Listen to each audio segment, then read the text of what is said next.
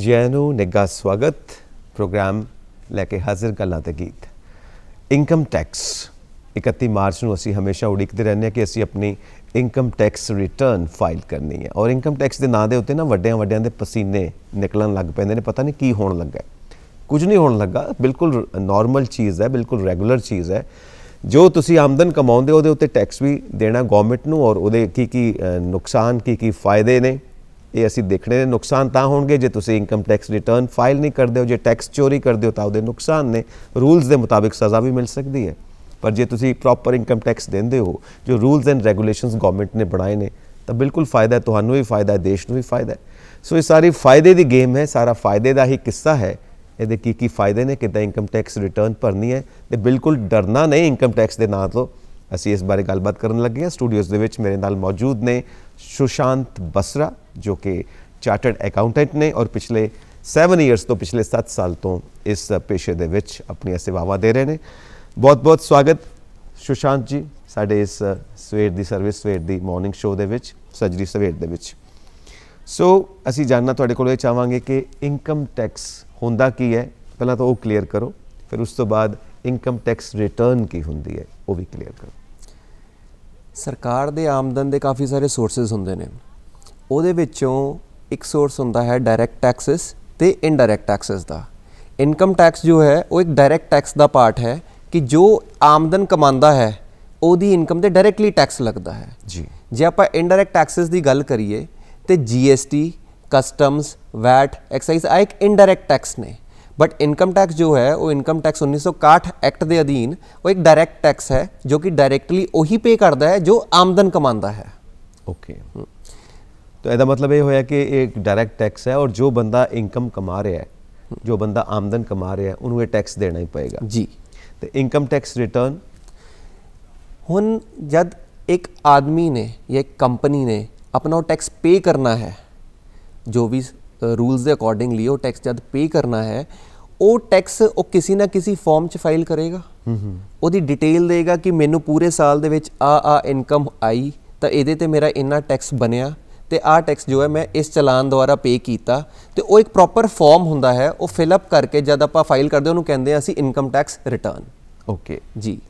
ਡਰ ਕਿਉਂ ਲੱਗਦਾ ਕਈਆਂ ਨੂੰ ਇਨਕਮ ਟੈਕਸ ਦੇ ਨਾਂ ਤੋਂ, ਇਨਕਮ ਟੈਕਸ ਰਿਟਰਨ ਦੇ ਨਾਂ ਤੋਂ? ਘਬਰਾਹਟ ਕਿਸ ਗੱਲ ਦੀ ਹੁੰਦੀ ਹੈ? ਜੇ ਆਪਾਂ ਇੱਕ ਆਮ ਗੱਲ ਵੀ ਕਰੀਏ ਤੇ ਆਦਮੀ ਨੂੰ ਉਸ ਚੀਜ਼ਾਂ ਤੋਂ ਡਰ ਲੱਗਦਾ ਜਿਸ ਦੇ ਬਾਰੇ ਉਹਨੂੰ ਪਤਾ ਨਹੀਂ ਹੈ। ਬਿਲਕੁਲ ਸਹੀ। ਤੇ ਜੇਕਰ ਤੁਹਾਨੂੰ ਕਿਸੇ ਚੀਜ਼ ਬਾਰੇ ਨਹੀਂ ਪਤਾ ਤੁਹਾਨੂੰ ਡਰ ਲੱਗਣਾ ਸ਼ੁਰੂ ਹੋ ਜਾਏਗਾ। ਬਟ ਇਹਦੇ ਵਿੱਚ ਡਰਨ ਦੀ ਕੋਈ ਗੱਲ ਨਹੀਂ ਹੈ। ਜੋ ਇਨਕਮ ਟੈਕਸ ਦੇ ਪ੍ਰਾਵਧਾਨ ਦੇ ਅਧੀਨ ਤੁਹਾਡਾ ਟੈਕਸ ਬਣਦਾ ਹੈ, ਤੁਸੀਂ ਆਪਣੀ ਪ੍ਰੋਪਰ ਟੈਕਸ ਪਲੈਨਿੰਗ ਕਰੋ।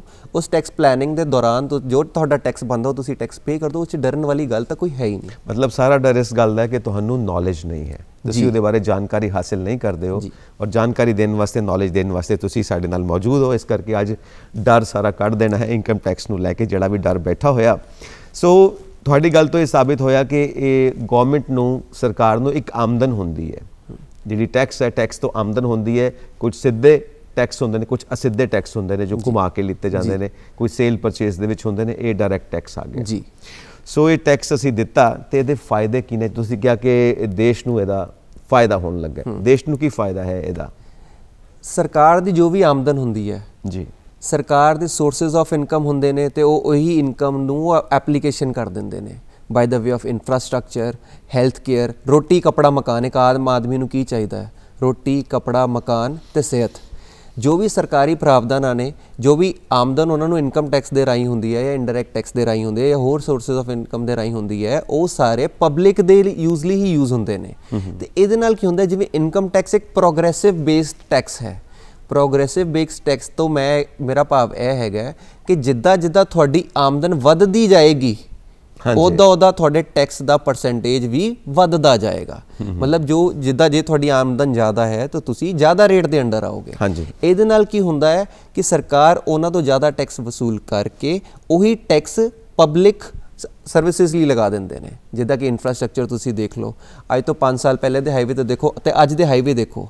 ਜੇ ਅਸੀਂ ਅੱਜ ਜਲੰਧਰ ਤੋਂ ਚੰਡੀਗੜ੍ਹ ਜਾਈਏ ਤਾਂ ਅੱਗੇ ਸਾਨੂੰ 3 ਘੰਟੇ ਲੱਗਦੇ ਸੀਗੇ, ਅੱਜ ਅਸੀਂ 2 ਘੰਟੇ ਤੋਂ ਵੀ ਪਹਿਲੇ ਪਹੁੰਚ ਜਾਂਦੇ ਹਾਂ। ਕਿਉਂ? ਕਿਉਂਕਿ ਉਹ ਇਨਫਰਾਸਟਰਕਚਰ ਬਿਲਡ ਹੋਇਆ। ਉਹ ਇਨਫਰਾਸਟਰਕਚਰ ਕਿੱਦਾਂ ਬਿਲਡ ਹੋਇਆ? ਜੋ ਸਰਕਾਰ ਨੇ ਟੈਕਸ ਕਲੈਕਟ ਕੀਤਾ ਤੇ ਉਹਦਾ ਐਪਲੀਕੇਸ਼ਨ ਕੀਤਾ। ਰੋਡਸ ਵਧੀਆ ਬਣ ਗਈਆਂ, ਰੋਡਸ ਵਧੀਆ ਬਣ ਗਈਆਂ, ਹੈਲਥ ਵਧੀਆ ਹੋ ਰਿਹਾ ਹੈ। ਸਰਕਾਰ ਨੇ ਇਨਸੈਂਟਿਵ ਬੇਸਡ ਲੋਨਸ ਬਿਜ਼ਨੈਸਿਸ ਨੂੰ ਦਿੱਤੇ ਨੇ। ਜੇ 2% ਦੀ ਸਰਕਾਰ ਇਨਕਮ ਇੰਟਰਸਟ ਦੀ ਸਬਸਿਡੀ ਦੇ ਦਿੰਦੀ ਹੈ, ਕਿਸਾਨਾਂ ਨੂੰ ਸਬਸਿਡੀ ਮਿਲਦੀ ਹੈ। ਇਹ ਸਾਰੇ ਕਿੱਥੋਂ ਮਿਲਦੇ ਨੇ? ਸਰਕਾਰ ਨੂੰ ਇਹ ਵਧੀ ਆਮਦਨ ਕਿੱਥੋਂ ਆਉਂਦੀ ਹੈ? ਇਹ ਡਿਫਰੈਂਟ ਟਾਈਪਸ ਆਫ ਟੈਕਸਿਸ ਤੇ ਸੋਰਸਿਸ ਆਫ ਰੈਵਨਿਊ ਤੋਂ ਆਉਂਦੀ ਹੈ। ਮਤਲਬ ਇਹ ਹੈ ਕਿ ਸਾਰੇ ਨਾਗਰਿਕਾਂ ਨੂੰ ਜਿਹੜੀਆਂ ਸੁੱਖ ਸੁਵਿਧਾਵਾਂ ਮਿਲਦੀਆਂ ਨੇ, ਜਿਹੜੇ ਫਾਇਦੇ ਮਿਲਦੇ ਨੇ, ਚਾਹੇ ਸਬਸਿਡੀ ਦੇ ਰੂਪ ਦੇ ਵਿੱਚ ਮਿਲਦੇ ਨੇ, ਸੜਕਾਂ ਬਣਦੀਆਂ ਨੇ, ਹਸਪਤਾਲ ਬਣਦੇ ਨੇ, ਤਮਾਮ ਤਰ੍ਹਾਂ ਦੇ ਜਿਹੜੇ ਕੰਮ ਹੁੰਦੇ ਨੇ, ਉਹ ਸਾਰੇ ਕੰਮ ਸਰਕਾਰ ਤਾਂ ਹੀ ਕਰ ਸਕਦੀ ਹੈ ਜਦੋਂ ਉਹਦੇ ਕੋਲ ਟੈਕਸ ਹੁੰਦਾ ਹੈ। ਕਿਉਂਕਿ ਅਸੀਂ ਜਿਹੜਾ ਟੈਕਸ ਦਿੰਦੇ ਹਾਂ ਉਹ ਸਰਕਾਰ ਦੀ ਆਮਦਨ ਹੈ, ਔਰ ਉਸ ਆਮਦਨ ਦੇ ਨਾਲ ਹੀ ਉਹ ਸਾਡਾ ਫਾਇਦਾ ਕਰਦੀ ਹੈ, ਸਾਨੂੰ ਹਰ ਤਰ੍ਹਾਂ ਦੀ ਸਹੂਲੀਅਤ ਦਿੰਦੀ ਹੈ। ਸੋ ਇਹ ਤਾਂ ਹੋ ਗਿਆ ਦੇਸ਼ ਨੂੰ ਫਾਇਦਾ। ਸਾਨੂੰ ਕੀ ਫਾਇਦਾ? ਅਸੀਂ ਤਾਂ ਆਪਣੀ ਜੇਬ 'ਚੋਂ ਪੈਸੇ ਦੇ ਦਿੱਤੇ, ਸਾਨੂੰ ਤਾਂ ਉਲਟਾ ਘਾਟਾ ਨਹੀਂ ਪੈ ਗਿਆ, ਸਾਨੂੰ ਇਨਕਮ ਦੇ ਵਿੱਚੋਂ ਕੱਟ ਦੇਣਾ ਪਿਆ ਸਰਕਾਰ ਨੂੰ, ਤੇ ਸਾਨੂੰ ਕੀ ਫਾਇਦਾ ਹੋਣਾ ਹੈ ਆਮ ਨਾਗਰਿਕ ਨੂੰ? ਬੇਸਿਕਲੀ ਜੇ ਅਸੀਂ ਇਹਨੂੰ ਇੱਕ ਸਿਟੀਜ਼ਨ ਆਫ ਇੰਡੀਆ ਬਣ ਕੇ ਸੋਚੀਏ ਜੀ, ਅਸੀਂ ਆਪਣਾ ਦੇਸ਼ ਦੀ ਇੰਪਰੂਵਮੈਂਟ 'ਚ ਹਿੱਸਾ ਪਾਇਆ ਹੈ, ਇਹਨੂੰ ਅਸੀਂ ਬੋਝ ਨਾ ਸਮਝੀਏ। ਤੁਸੀਂ ਉੱਦਾਂ ਵੀ ਚੈਰਿਟੀ ਕਰਦੇ ਹੋ, ਬਟ ਇੱਕ ਸਿਸਟਮੈਟਾਈਜ਼ਡ ਵੇ ਨਾਲ ਜੇ ਤੁਸੀਂ ਕਰਨਾ ਹੈ, that is by way of paying taxes as per the ਲਾਜ਼।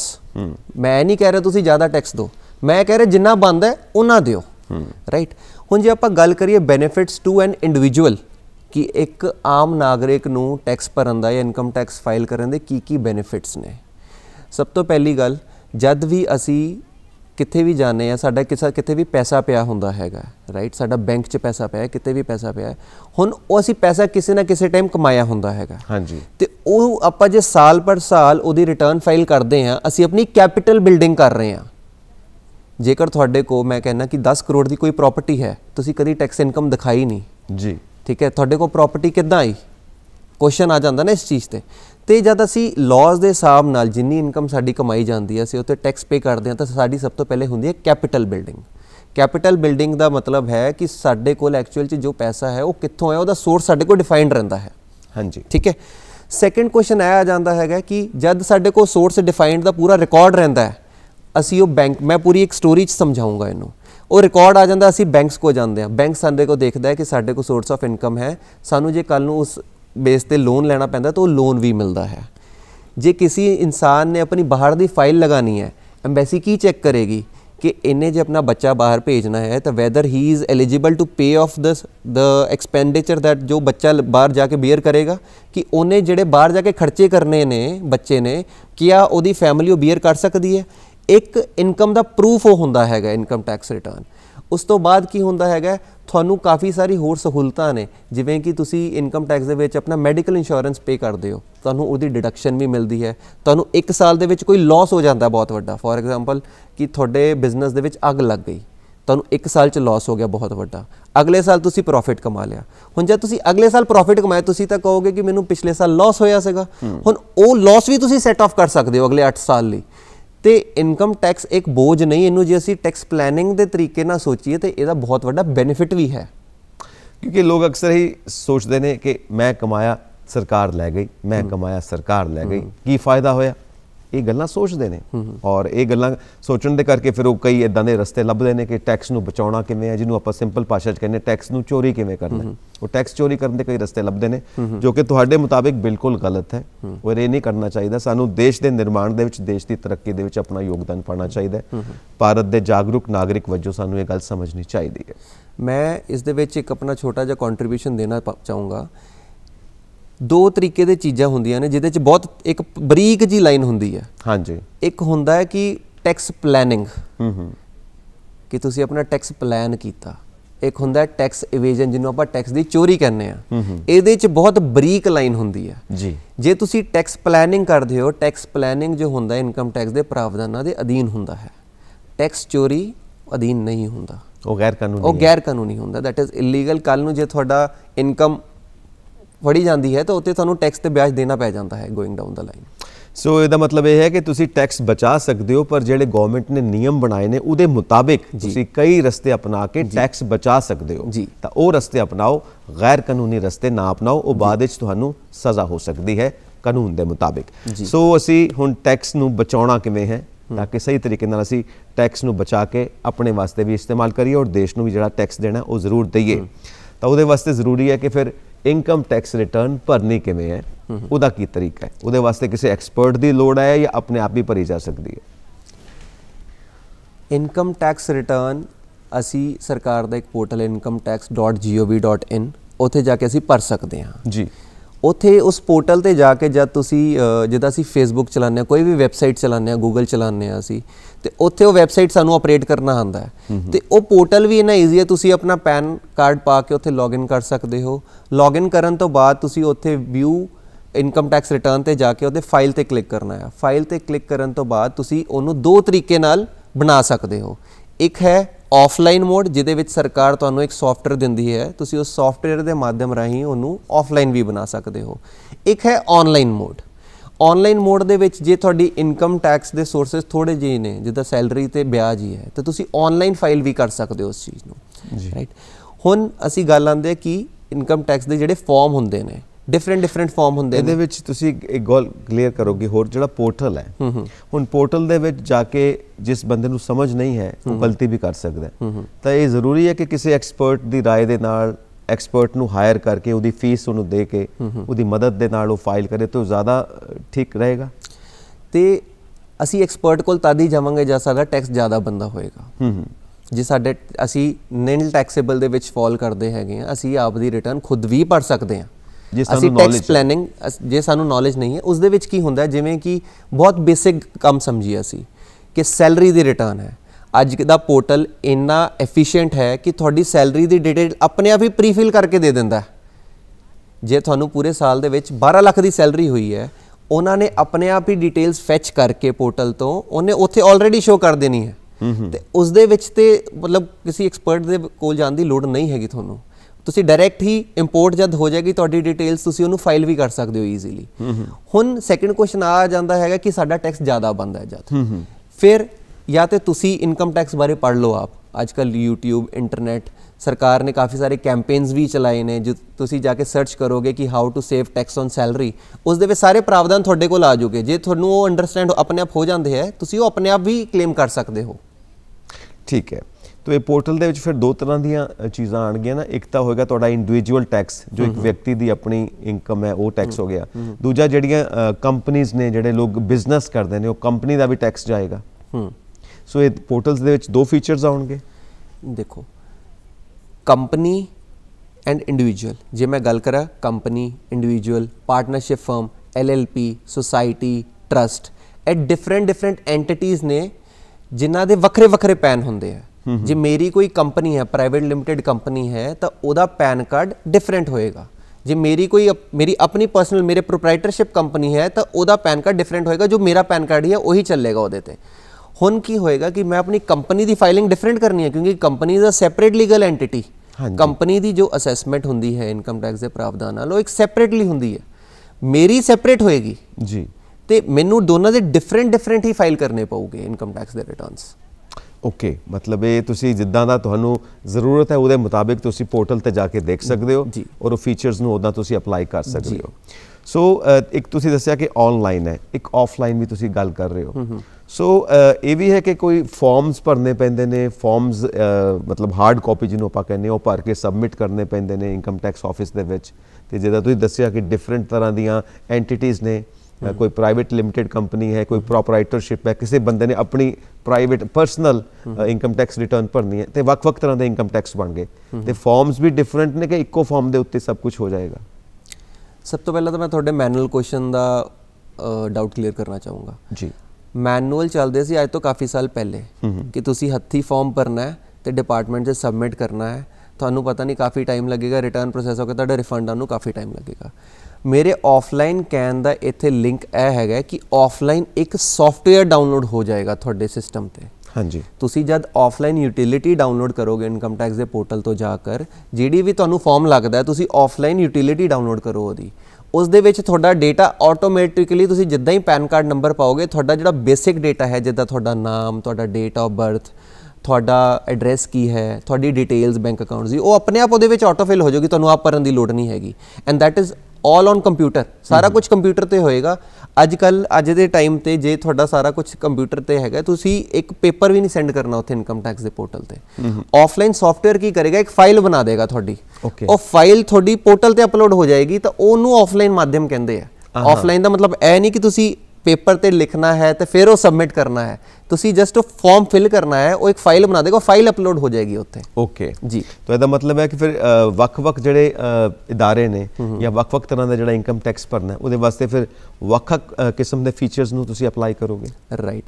ਹੁਣ ਜਦ ਅਸੀਂ ਇਨਕਮ ਟੈਕਸ ਪੋਰਟਲ ਤੇ ਜਾਂਦੇ ਆ, ਜੀ ਅਸੀਂ ਉੱਥੇ ਆਪਣੀ ਇਨਕਮ ਟੈਕਸ ਰਿਟਰਨ ਫਾਈਲ ਕਰਨ ਵਾਲੇ ਆਪਸ਼ਨ ਤੇ ਜਾਂਦੇ ਆ, ਉਹ ਤੁਹਾਨੂੰ ਸਭ ਤੋਂ ਪਹਿਲੇ ਕੁਝ ਕੁਐਸਚਨਸ ਪੁੱਛੇਗਾ। ਸਾਡੀ ਇਨਕਮ ਟੈਕਸ ਦੇ ਤਹਿਤ 5 ਸੋਰਸਿਸ ਆਫ ਇਨਕਮ ਹੁੰਦੀਆਂ ਨੇ। Income from house property, rent ਵਗੈਰਾ ਹੋ ਗਿਆ, ਠੀਕ ਹੈ। Income from salary, income from business and profession, ਜੋ ਕਿ ਕੰਪਨੀਜ਼ ਦਾ ਤੁਸੀਂ ਬਿਜ਼ਨਸ ਕਰਦੇ ਹੋ ਤਾਂ ਉਹਦਾ income from business and profession. Income from capital gain, capital gain ਦੇ ਵਿੱਚ ਉਹ ਚੀਜ਼ਾਂ ਆ ਜਾਂਦੀਆਂ ਨੇ ਜਿਵੇਂ ਕਿ ਤੁਸੀਂ ਕੋਈ ਜ਼ਮੀਨ ਵੇਚੀ, ਤੁਸੀਂ ਮਿਊਚੁਅਲ ਫੰਡ ਵੇਚੇ, ਤੁਸੀਂ ਸ਼ੇਅਰ ਵੇਚੇ, ਠੀਕ ਹੈ, ਤੁਸੀਂ ਬੌਂਡਸ ਵੇਚੇ, ਕੋਈ ਵੀ ਕੈਪੀਟਲ ਗੇਨ ਉਹਦੇ ਵਿੱਚ ਆ ਜਾਏਗਾ। एक होंगे इनकम फ्रॉम अदर सोर्सेज। मैं हुण टोटल 5 सोर्सेज गिनाए थानू। यही क्वेश्चन जो है थानू वो यूटिलिटी पूछेगी कि तुहाडे कोल किहड़ी इनकम दा सोर्स है।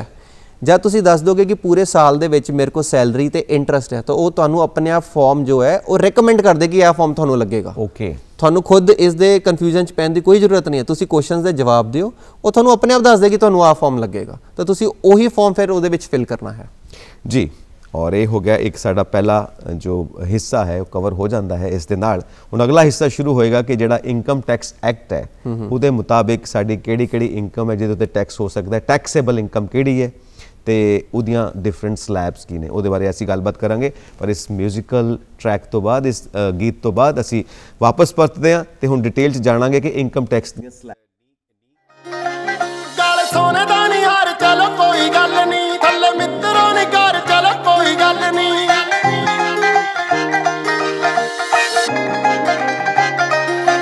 तेरी अख नाल वेख जेड़ा पत्त नूं अड़ाउणी ओदी धूड़ चाहीदी। पैसा होवे या ना होवे कोल बंदे दे भी अणख जरूर चाहीदी। पैसा होवे या ना होवे कोल बंदे दे भी अणख जरूर चाहीदी।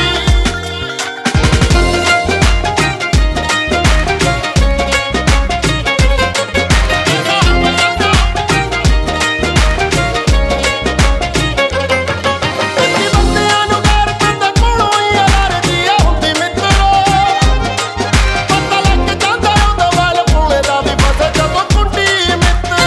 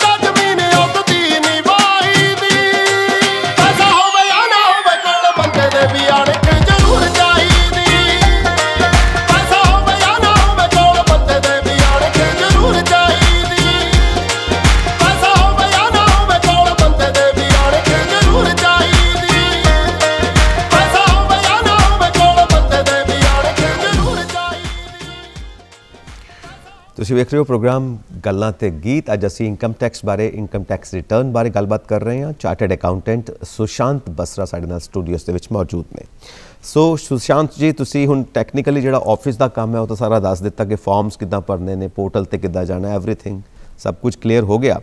ਹੁਣ ਆਪਾਂ ਆਉਂਦੇ ਹਾਂ ਕਿ ਟੈਕਸੇਬਲ ਇਨਕਮ ਕਿਹੜੀ ਬਣਦੀ ਹੈ ਇਨਕਮ ਟੈਕਸ ਐਕਟ ਦੇ ਮੁਤਾਬਿਕ, ਜਿਹਦੇ ਉੱਤੇ ਤੁਸੀਂ ਟੈਕਸ ਦੇਣਾ, ਉਹਦੀਆਂ ਵੱਖ-ਵੱਖ ਸਲੈਬਸ ਕਿਹੜੀਆਂ ਨੇ।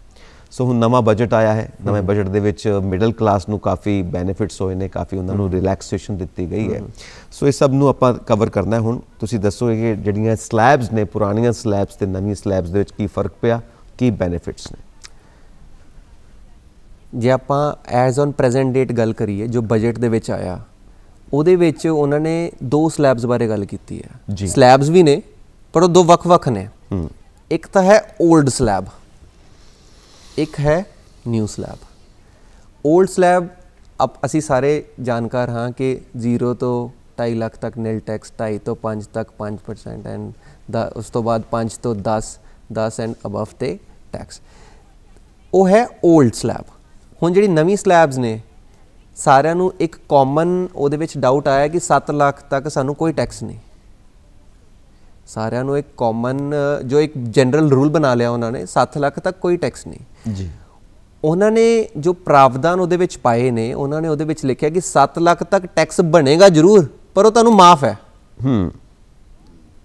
ਇਸ 2 ਚੀਜ਼ਾਂ 'ਚ ਬਹੁਤ ਅੰਤਰ ਹੈ, ਬਹੁਤ ਅੰਤਰ ਹੈ 2 ਚੀਜ਼ਾਂ ਦੇ ਵਿੱਚ, ਕਿ ਮੈਨੂੰ 7 ਲੱਖ ਤੱਕ ਕੋਈ ਟੈਕਸ ਨਹੀਂ, 7 ਲੱਖ ਤੱਕ ਟੈਕਸ ਬਣੇਗਾ ਪਰ ਉਹ ਮਾਫ ਹੈ ਜੀ।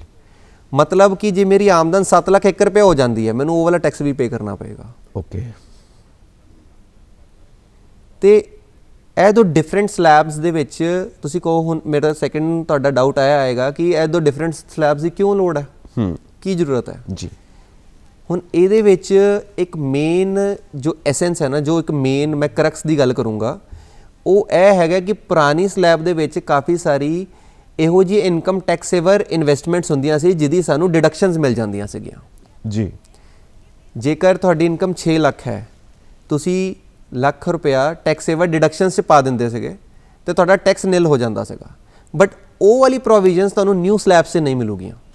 ਤੁਹਾਨੂੰ ਟੈਕਸੇਬਲ ਡਿਡਕਸ਼ਨਸ ਐਜ਼ ਅ ਡਿਡਕਸ਼ਨਸ ਨਹੀਂ ਮਿਲੂਗੀਆਂ ਉਹਦੇ ਅੰਦਰ ਜੀ, ਜਿਹਨੂੰ ਅਸੀਂ ਕਹਿੰਦੇ ਆ ਨਾ ਕਿ ਅਸੀਂ ਟੈਕਸ ਲਈ ਇੱਕ ਇਨਵੈਸਟਮੈਂਟ ਕਰ ਲਿੱਤੀ। ਜਿੱਦਾਂ PPF 'ਚ ਵੀ ਲੋਕੀ ਪੈਸੇ ਜਮ੍ਹਾਂ ਕਰਵਾਉਂਦੇ ਨੇ, LIC ਵੀ ਲੈਂਦੇ ਨੇ, ਜਿਹੜੇ ਟੈਕਸ ਸੇਵਰ ਮਿਊਚੁਅਲ ਫੰਡ ਵੀ ਨੇ ਉਹ ਵੀ ਲੈਂਦੇ ਨੇ, ATC ਦੀਆਂ ਡਿਡਕਸ਼ਨਸ ਜਿਹਨੂੰ ਅਸੀਂ ਕਾਮਨ ਨੇਮ ਤੋਂ ਜਾਣਦੇ ਹਾਂ, ਉਹ ਨਵੀਂ ਸਲੈਬਸ ਸਾਨੂੰ ਨਹੀਂ ਮਿਲੇਗੀ। ਬਟ ਉਹਦੇ ਵਿੱਚ ਜੋ ਟੈਕਸ ਦਾ ਪਰਸੈਂਟੇਜ ਹੈ ਉਹ ਘਟਾ ਦਿੱਤਾ ਗਿਆ ਹੈ।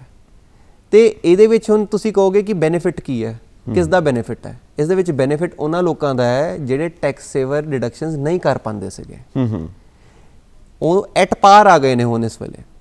ਤੇ ਜੇ ਟੈਕਸ ਸੇਵਰ ਡਿਡਕਸ਼ਨਸ ਨਹੀਂ ਕਰ ਪਾਉਂਦੇ ਸੀ, ਉਹਨਾਂ ਨੂੰ ਪਹਿਲੇ ਟੈਕਸ ਜ਼ਿਆਦਾ ਦੇਣਾ ਪੈਂਦਾ ਸੀ ਪੁਰਾਣੇ ਸਲੈਬ ਦੇ ਹਿਸਾਬ ਨਾਲ। ਹੁਣ ਕੀ ਹੈ, ਹੁਣ ਉਹਨਾਂ ਨੇ ਟੈਕਸ ਦੇ ਸਲੈਬ ਚੇਂਜ ਕਰਤੀਆਂ, ਪਰ ਉਹ ਕਹਿੰਦੇ ਤੁਹਾਨੂੰ ਇਹਦੇ ਅੰਦਰ ਟੈਕਸ ਸੇਵਰ ਡਿਡਕਸ਼ਨਸ ਨਹੀਂ ਮਿਲੂਗੀਆਂ ਜੀ ਜੀ, ਰਾਈਟ। ਤੇ ਇਹਦੇ ਵਿੱਚ ਬੈਨੀਫਿਟ ਉਹਨਾਂ ਲੋਕਾਂ ਦਾ ਹੋਇਆ ਜਿਹੜੇ ਜਿਨ੍ਹਾਂ ਦੀ ਆਮਦਨ ਤੇ ਖਰਚਾ ਆਲਮੋਸਟ ਸੇਮ ਸੀਗਾ ਤੇ ਜਿਹੜੇ ਇਨਵੈਸਟਮੈਂਟ ਤੇ ਸੇਵਿੰਗ ਨਹੀਂ ਕਰ ਪਾਉਂਦੇ ਸੀਗੇ। ਓਕੇ ਜੀ। ਸੋ ਇਹ ਬੈਨੀਫਿਟ ਵੀ ਹੈ ਇੱਕ ਤਰ੍ਹਾਂ ਦੇ ਨਾਲ। ਹਾਂ, ਇੱਕ ਤਰੀਕੇ ਦਾ ਇੱਕ ਬੈਨੀਫਿਟ ਹੀ ਹੈ। ਜਿਨ੍ਹਾਂ ਲਈ ਹਾਰਡ ਸੀਗਾ ਸੇਵਿੰਗ ਕਰਨਾ, ਜਿਹੜੇ ਦੂਸਰੇ ਸ਼ਹਿਰਾਂ 'ਚ ਰਹਿ ਰਹੇ ਨੇ, ਰੈਂਟ ਵੀ ਪੇ ਕਰਦੇ ਨੇ, ਹੈ ਨਾ, ਆਪਣੇ ਘਰ ਵੀ ਖਰਚਾ ਭੇਜਦੇ ਨੇ, ਉਹਨਾਂ ਕੋਲ ਕਈ ਵਾਰ ਨਹੀਂ ਹੁੰਦਾ ਸਾਲ ਦੇ ਵਿੱਚ ਸੇਵਿੰਗ ਨਹੀਂ ਕਰ ਪਾਉਂਦੇ, ਰਾਈਟ। ਸਟਾਰਟਿੰਗ ਦੇ ਵਿੱਚ ਨਹੀਂ ਕਰ ਪਾਉਂਦੇ ਜਾਂ ਬਾਅਦ ਵਿੱਚ ਕੋਈ ਹੋਰ ਰੀਜ਼ਨਸ ਕਰਕੇ ਨਹੀਂ ਕਰ ਪਾਉਂਦੇ, ਬਟ ਉਹਨਾਂ ਦਾ ਹੁਣ ਇੱਕ ਛੂਟ ਆ ਮਿਲ ਗਿਆ ਕਿ ਉਹਨਾਂ ਦਾ ਟੈਕਸ ਘੱਟ ਕੈਲਕੂਲੇਟ ਹੋਏਗਾ। ਇਸ ਬਜਟ ਦੇ ਵਿੱਚ ਇਟ ਇਜ਼ ਵੈਰੀ, ਇਹ ਚੀਜ਼ ਮੈਂ ਬਹੁਤ ਐਪਰੀਸ਼ੀਏਟ ਕੀਤੀ ਹੈ ਕਿ ਉਹਨਾਂ ਨੂੰ ਵੀ ਦੇਖਿਆ ਗਿਆ ਹੈ ਜਿਹੜੇ ਟੈਕਸ ਸੇਵਰ ਨਹੀਂ ਕਰ ਪਾਉਂਦੇ ਇਨਵੈਸਟਮੈਂਟਸ। ਓਕੇ, ਅੱਛਾ, ਇੱਕ ਕਾਮਨ ਪ੍ਰੋਬਲਮ ਹੈ, ਕਈ ਵਾਰ ਕਈ ਕਹਿੰਦੇ ਨੇ ਕਿ ਇਸ ਵਾਰ ਮੈਂ ਇਨਕਮ ਟੈਕਸ ਰਿਟਰਨ ਭਰਨ ਲੱਗਾ। ਸੁਸ਼ਾਂਤ ਜੀ, ਤੁਹਾਡੇ ਕੋਲ ਵੀ ਕਈ ਆਉਂਦੇ ਹੋਣਗੇ, ਤੁਹਾਡੇ ਕਲਾਇੰਟਸ ਪਿਛਲੇ 2 ਸਾਲਾਂ ਦੀ ਮੈਂ ਰਿਟਰਨ ਭਰੀ ਹੋਈ ਨਹੀਂ ਹੈ ਨਾ, ਤਾਂ ਇੱਕ ਵਾਰੀ ਦੇ ਵਿੱਚ ਕਿੰਨੇ ਪਿਛਲੇ ਸਾਲਾਂ ਦੀ ਰਿਟਰਨ ਵੀ ਭਰ ਸਕਦੇ ਨੇ? ਕਿਉਂਕਿ ਸਲੈਬਸ ਦੇ ਨਾਲ ਇਹ ਵੀ ਜ਼ਿਆਦਾ ਜ਼ਰੂਰੀ ਹੈ, ਕਿਉਂਕਿ ਪਿਛਲੇ ਸਾਲਾਂ 'ਚ ਉਹਨਾਂ ਦੀ ਕਿੰਨੀ ਇਨਕਮ ਹੋਈ, ਉਦੋਂ ਕਿਹੜੀ ਸਲੈਬ ਇੰਪਲੀਮੈਂਟ ਹੁੰਦੀ ਸੀ, ਕਿਹੜੀ ਲਾਗੂ ਹੁੰਦੀ ਸੀ, ਅੱਜ ਜੋ ਡਿਫਰੈਂਟ ਹੋ ਗਈ ਹੈ, ਤਾਂ ਉਹਨੂੰ ਕਿੱਦਾਂ ਦੇਖਾਂਗੇ? ਜੋ ਹੁਣ ਸਲੈਬ ਹੈ ਜਾਂ ਪਿਛਲੀਆਂ ਸਲੈਬਸ ਦੇ ਮੁਤਾਬਿਕ ਉਹ ਰਿਟਰਨ ਭਰੀਆਂ ਜਾਣਗੀਆਂ? ਮੰਨ ਲਓ 2-3 ਸਾਲ ਦੀਆਂ ਉਹਨੇ ਭਰੀਆਂ ਹੀ ਨਹੀਂ। ਠੀਕ ਹੈ, ਇਹ ਕੁਐਸਚਨ ਮੈਂ ਤੁਹਾਡਾ ਉਹਦਾ ਆਨਸਰ ਕਰ ਦਿੰਦਾ, ਪਰ ਇਹ ਕੁਐਸਚਨ ਤੇ ਇੰਨਾ ਬੋਝ ਦੇਣ ਦੀ ਜ਼ਰੂਰਤ ਨਹੀਂ ਹੈ, ਕਿਉਂਕਿ ਇਨਕਮ ਟੈਕਸ ਪੋਰਟਲ ਜੇ ਤੁਸੀਂ ਪਿਛਲੇ ਸਾਲ ਦੀ ITR ਫਾਈਲ ਕਰਨ ਜਾਓਗੇ ਨਾ, ਉਹ ਟੈਕਸ ਤੁਹਾਨੂੰ ਪਿਛਲੇ ਸਾਲ ਦੇ ਸਲੈਬ ਦੇ ਹਿਸਾਬ ਨਾਲ ਹੀ ਕੱਢ ਕੇ ਦੇਗਾ। ਓਕੇ, ਹਾਂ। ਵੈਸੇ ਮੈਂ ਇੱਕ ਡਾਊਟ ਤੁਹਾਡਾ ਕਲੀਅਰ ਕਰ ਦਿੰਦਾ ਤੇ ਆਮ ਜਨਤਾ ਦਾ ਵੀ ਕਲੀਅਰ ਕਰ ਦਿੰਦਾ ਕਿ ਜੇ ਮੈਂ ਆਪਣੇ ਪਿਛਲੇ ਸਾਲ ਦੀ ਰਿਟਰਨ ਫਾਈਲ ਕਰਨੀ ਹੈ ਤਾਂ ਮੈਨੂੰ ਸਲੈਬ ਪਿਛਲੇ ਸਾਲ ਦੀ ਹੀ ਲੱਗੇਗੀ। ਜੇ ਮੈਂ ਪਿਛਲੇ ਤੋਂ ਪਿਛਲੇ ਸਾਲ ਦੀ ਫਾਈਲ ਕਰਨੀ ਹੈ ਤਾਂ ਮੈਨੂੰ ਸਲੈਬ ਉਸੇ ਸਾਲ ਦੀ ਲੱਗੇਗੀ। ਇਹ ਵਾਲੀ ਸਲੈਬ ਉਸੇ ਸਾਲ ਤੇ ਲਾਗੂ ਹੋਏਗੀ ਜਿਸ ਸਾਲ ਦੇ ਬਜਟ ਚੋਂ ਆਈ ਹੈ। ਅੱਛਾ ਜੀ ਜੀ। ਇੱਕੋ ਦਮ ਤੁਸੀਂ ਪਿਛਲੀਆਂ ਕਿੰਨੇ ਸਾਲ ਦੀਆਂ ਸਲੈਬਸ ਦੇ ਸਕਦੇ ਹੋ, ਕਿੰਨੀਆਂ ਰਿਟਰਨਸ ਭਰ ਸਕਦੇ ਹੋ? ਅੱਜ ਦੀ ਡੇਟ 'ਚ ਜੇ ਮੈਂ ਚਾਹਾਂ ਮੈਂ ਪਿਛਲੇ 3 ਸਾਲ ਦੀਆਂ ਰਿਟਰਨ ਫਾਈਲ ਕਰ ਸਕਦਾ। ਸਰਕਾਰ ਨੇ ਇੱਕ ਨਵਾਂ ਅਪਡੇਟਡ ਰਿਟਰਨ ਦਾ ਕਨਸੈਪਟ ਜਾਰੀ ਕੀਤਾ ਹੈ। ਇਹ ਪਹਿਲੇ ਨਹੀਂ ਹੁੰਦਾ ਸੀਗਾ। ਪਹਿਲੇ ਤੁਸੀਂ 1 ਜਾਂ 2 ਰਿਟਰਨ ਹੀ ਫਾਈਲ ਕਰ ਸਕਦੇ ਸੀਗੇ, ਬਟ ਸਰਕਾਰ ਨੇ ਹੁਣ ਇੱਕ ਨਵਾਂ ਕਨਸੈਪਟ, ਨਵਾਂ ਪ੍ਰਾਵਧਾਨ ਲੈ ਆਏ ਨੇ ਅਪਡੇਟਡ ਰਿਟਰਨ ਦਾ। ਉਹਦੇ ਵਿੱਚ ਕੀ ਹੈ ਕਿ ਜਿੰਨਾ ਤੁਹਾਡਾ ਟੈਕਸ ਬਣਦਾ ਹੈ ਤੁਸੀਂ ਰਿਟਰਨ ਫਾਈਲ ਕਰ ਸਕਦੇ ਹੋ। ਤੁਸੀਂ 2.5 ਲੱਖ ਤੋਂ ਥੱਲੇ ਦੀ ਰਿਟਰਨ ਤਾਂ ਉਦਾਂ ਹੀ ਫਾਈਲ ਨਹੀਂ ਕਰਨੀ ਹੁੰਦੀ ਇਨਕਮ ਟੈਕਸ ਦੇ, ਬਟ ਜੇ 2.5 ਲੱਖ ਤੋਂ ਉੱਤੇ ਤੁਸੀਂ ਫਾਈਲ ਕਰ ਸਕਦੇ ਹੋ, ਪਰ ਤੁਹਾਨੂੰ ਲੇਟ ਫੀ ਪੇ ਕਰਨੀ ਪਏਗੀ। ਜੋ ਲੇਟ ਫੀਸ ਹੈ ਉਹ 1000 ਰੁਪਏ ਤੋਂ ਲੈ ਕੇ 5000 ਰੁਪਏ ਤੱਕ ਦੀ ਹੈ, ਉਹ ਤੁਹਾਨੂੰ ਪੇ ਕਰਨੀ ਪਏਗੀ।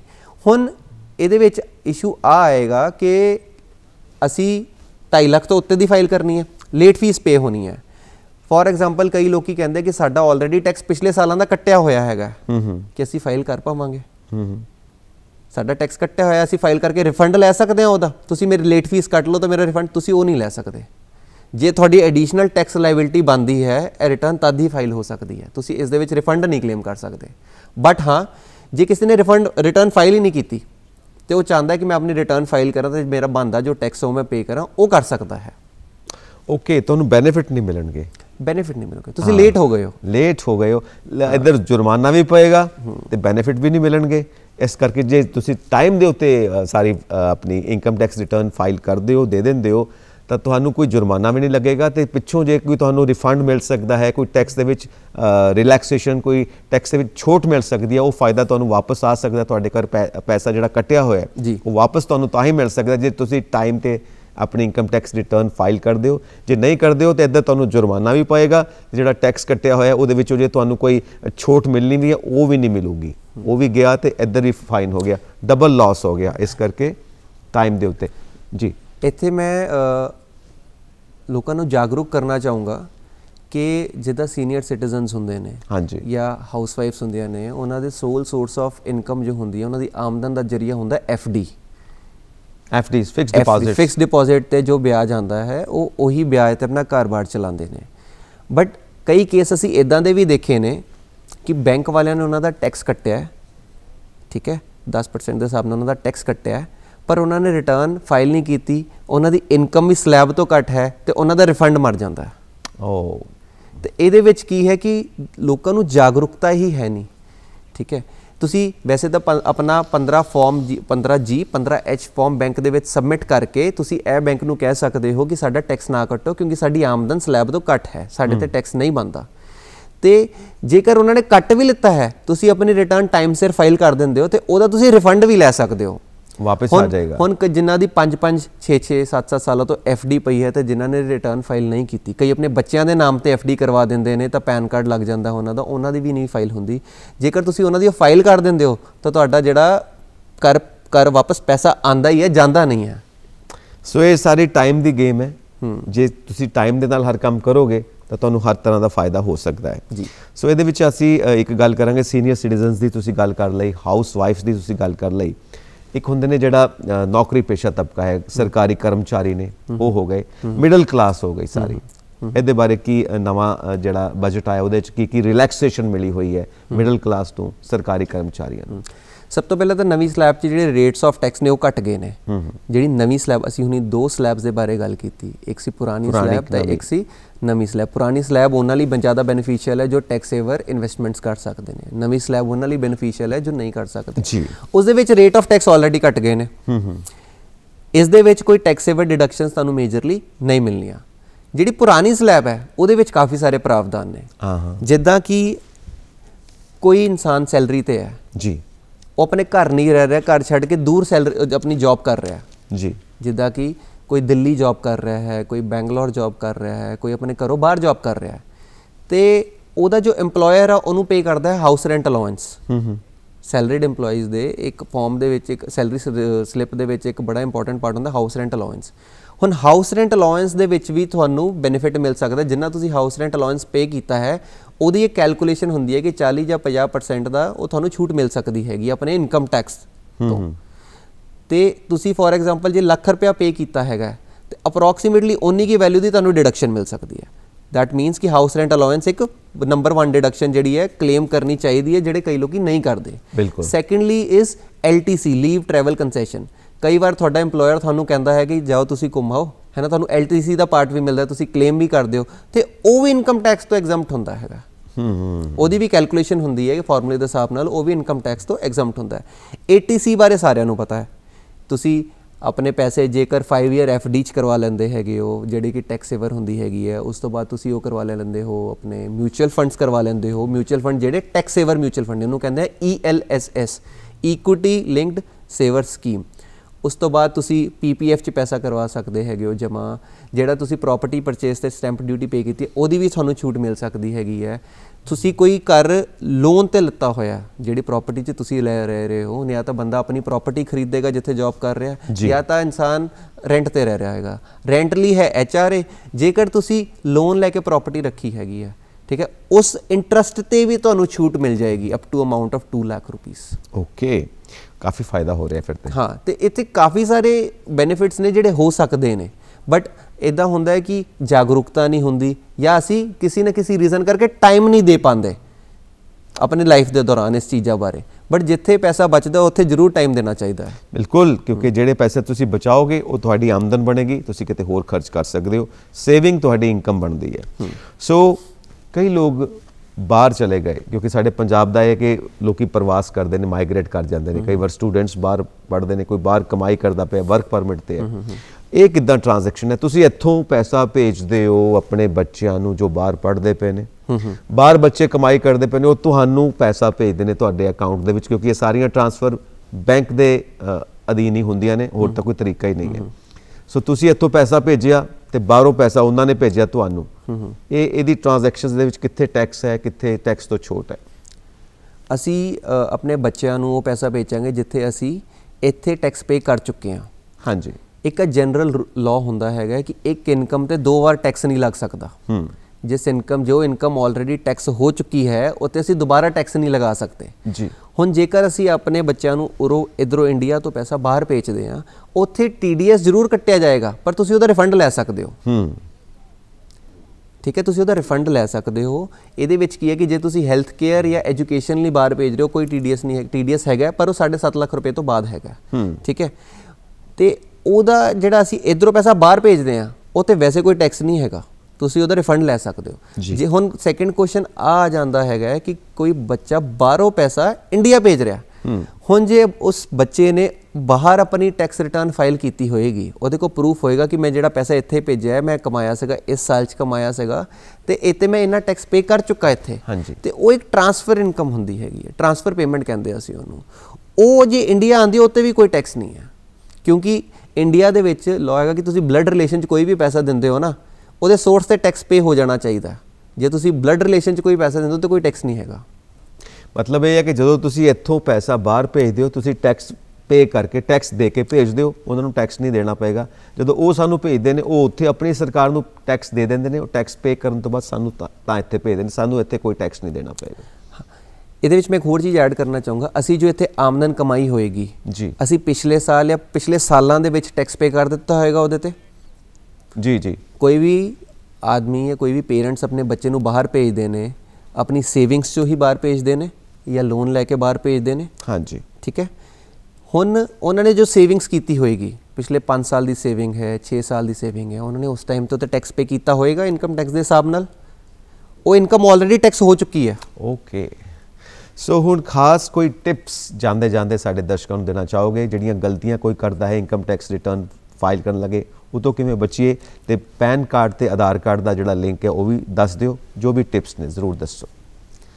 इनकम टैक्स जद भी तुसी फाइल करना है जी, तुसी सब तो पहला जिस साल का फाइल करना उसके 31 मार्च वाले महीने दे विच तुसी अपनी बैंक स्टेटमेंट्स ते अपनी जिहड़ी इनकम के सोर्सेज ने वो इकट्ठे जरूर कर लो जी, ताकि तुहानूं पता होवे 31 मार्च तो पहला मेरे को की हैगा। 31 मार्च तो पहले जेकर मैं अपना टैक्स सेव कर सकदा कोई भी इन्वेस्टमेंट करके, वो मैं जरूर करा जी, क्योंकि उहदे नाल की हुंदा है लास्ट मूव ते ही तुसी एक सिक्सर मार देंदे हो तो तुहाडा काफ़ी सारा टैक्स बच जाता है। हुण फॉर एग्जाम्पल कोई इंसान है वो 20% च फॉल कर रहा है, ਉਹ ਲੱਖ ਰੁਪਏ ਦੀ ਟੈਕਸ ਸੇਵਰ ਕਰ ਦਿੰਦਾ, ਉਹਦਾ 20,000 ਬਚ ਜਾਂਦਾ, just by way of investment ਉਹਦਾ 20,000 ਬਚ ਜਾਂਦਾ ਨਾਲ ਦੀ ਨਾਲ, ਰਾਈਟ।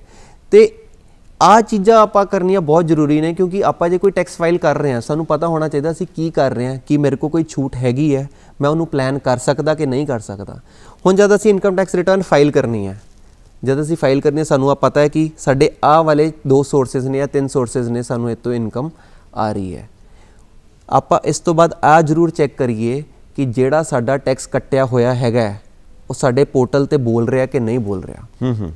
ਇੱਕ ਮੈਂ ਤੁਹਾਡੇ ਨਾਲ ਇੱਕ ਐਗਜ਼ਾਮਪਲ ਸ਼ੇਅਰ ਕਰਨਾ ਚਾਹੂँਗਾ ਕਿ ਇੱਕ ਇਨਸਾਨ ਦਾ ਕੀ ਸੀਗਾ, ਉਹਦਾ ਸੀਗਾ ਵਿਆਜ 6 ਲੱਖ ਰੁਪਏ ਦਾ, 6 ਲੱਖ ਰੁਪਏ ਦਾ ਵਿਆਜ ਸੀਗਾ, ਉਹਦੇ ਤੇ 60,000 ਟੈਕਸ ਕੱਟਿਆ ਹੋਇਆ ਸੀਗਾ, ਪਰ ਪੋਰਟਲ ਤੇ ਨਹੀਂ ਬੋਲ ਰਿਹਾ ਸੀ।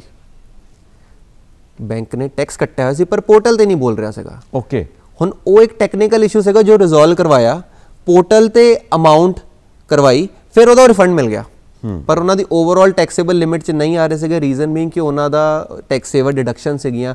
ਹੁਣ ਉਹ ਸਾਰਾ ਦਾ ਸਾਰਾ ਪੈਸਾ ਵਾਪਸ ਆ ਗਿਆ, ਹੁਣ ਉਹਨਾਂ ਨੂੰ ਤਾਂ ਪਤਾ ਨਹੀਂ ਕਿ ਮੇਰਾ ਟੈਕਸ ਕੱਟਿਆ ਦਾ। ਓਕੇ, ਤੇ ਆਹ ਚੀਜ਼ਾਂ ਸਾਨੂੰ ਦੇਖਣੀਆਂ ਬਹੁਤ ਜ਼ਰੂਰੀ ਹੈ। ਹੁਣ ਜਦ ਅਸੀਂ ਰਿਟਰਨ ਫਾਈਲ ਕਰਨੀ ਹੈ, ਉਹਦੇ ਵਿੱਚ ਤੁਸੀਂ ਜਿਹੜਾ ਬੈਂਕ ਅਕਾਊਂਟ ਪਾਣਾ ਹੈਗਾ ਉਹਦੇ ਨੰਬਰਸ ਠੀਕ ਹੋਣੇ ਚਾਹੀਦੇ ਨੇ, ਕਿਉਂਕਿ ਰਿਫੰਡ ਤੁਹਾਡਾ ਉਸੇ ਅਕਾਊਂਟ ਦੇ ਵਿੱਚ ਆਏਗਾ। ਤੇ ਉਸ ਤੋਂ ਬਾਅਦ ਜਦ ਤੁਸੀਂ ਰਿਟਰਨ ਅਪਲੋਡ ਵੀ ਕਰਨੀ ਹੈ, ਉਹਨੂੰ ਈ ਵੈਰੀਫਾਈ ਜ਼ਰੂਰ ਕਰੋ, ਆਧਾਰ ਕਾਰਡ ਥਰੂ ਈ ਵੈਰੀਫਾਈ ਰਿਟਰਨ ਨੂੰ ਜ਼ਰੂਰ ਕਰੋ, ਕਿਉਂਕਿ ਜੇ ਤੁਸੀਂ ਰਿਟਰਨ ਅਪਲੋਡ ਕਰ ਦਿੰਦੇ ਹੋ, ਉਹਨੂੰ ਈ ਵੈਰੀਫਾਈ ਨਹੀਂ ਕਰਦੇ ਤੇ 30 ਦਿਨ ਨਿਕਲ ਜਾਂਦੇ ਨੇ, ਉਹ ਰਿਟਰਨ ਇਨਵੈਲਿਡ ਹੋ ਜਾਂਦੀ ਹੈ। ਮਤਲਬ ਇਹ ਹੈ ਕਿ ਜਿੰਨੇ ਤੁਸੀਂ ਜਾਗਰੂਕ ਰਹੋਗੇ ਉਨਾ ਹੀ ਤੁਹਾਨੂੰ ਫਾਇਦਾ ਹੋਏਗਾ। ਜਾਗਰੂਕਤਾ ਦੀ ਸਾਰੀ ਗੇਮ ਹੈ, ਇਸ ਕਰਕੇ ਅਲਰਟ ਰਹੋ, ਜਾਗਰੂਕ ਰਹੋ, ਕਿਉਂਕਿ ਤੁਹਾਡਾ ਮਿਹਨਤ ਨਾਲ ਕਮਾਇਆ ਹੋਇਆ ਪੈਸਾ ਹੈ, ਉਹਨੂੰ ਵੱਧ ਤੋਂ ਵੱਧ ਤੁਸੀਂ ਆਪਣੇ ਕੋਲ ਸਾਂਭ ਕੇ ਰੱਖੋ। ਬਹੁਤ ਬਹੁਤ ਸ਼ੁਕਰੀਆ ਸੁਸ਼ਾਂਤ ਜੀ, ਤੁਸੀਂ ਇਸ ਵਿਸ਼ੇ ਦੇ ਉੱਤੇ ਸਾਨੂੰ ਜਾਗਰੂਕ ਕੀਤਾ, ਸ਼ੁਕਰੀਆ। ਸਾਡੇ ਖਰਚੇ ਬੜੇ ਨੇ ਮਰ ਜਾਣੀਏ ਨਹੀਂ ਉੱਤੋਂ ਤੰਗ ਤੂੰ ਕਰਦੀ, ਸਾਡੇ ਖਰਚੇ ਬੜੇ ਨੇ ਮਰ ਜਾਣੀਏ ਨਹੀਂ ਉੱਤੋਂ ਤੰਗ ਤੂੰ ਕਰਦੀ, ਜਿਹੜੀ ਮਹਿੰਗੀ ਚੀਜ਼ ਹੁੰਦੀ ਬਿੱਲੋ ਰਾਣੀਏ ਨਹੀਂ ਉਸੇ ਵੱਲ ਮੂੰਹ ਕਰਦੀ, ਸਾਡੇ ਖਰਚੇ ਬੜੇ ਨੇ ਮਰ ਜਾਣੀਏ ਨਹੀਂ ਉੱਤੋਂ ਤੰਗ ਤੂੰ ਕਰਦੀ।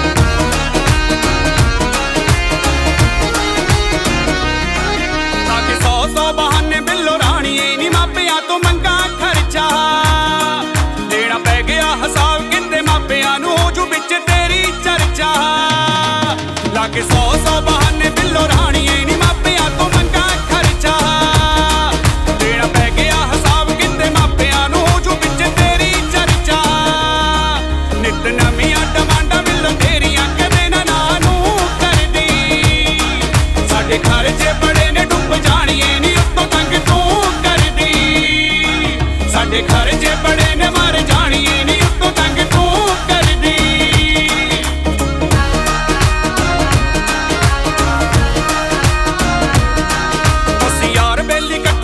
ਚੰਡੀਗੜ੍ਹ ਮੌਜਾਂ ਹਰ ਵੀਕ ਕਰਦੇ, ਸਾਡਾ ਵੇਖ ਕੇ ਫੰਕਸ਼ਨ ਸੋਹਣੀਏ ਨਹੀਂ ਰਹਿੰਦੇ ਨੇ ਸ਼ਰੀਕ ਸੜਦੇ, ਅਸੀਂ ਯਾਰ ਵੇਲੀ ਇਕੱਠੇ ਹੋ ਕੇ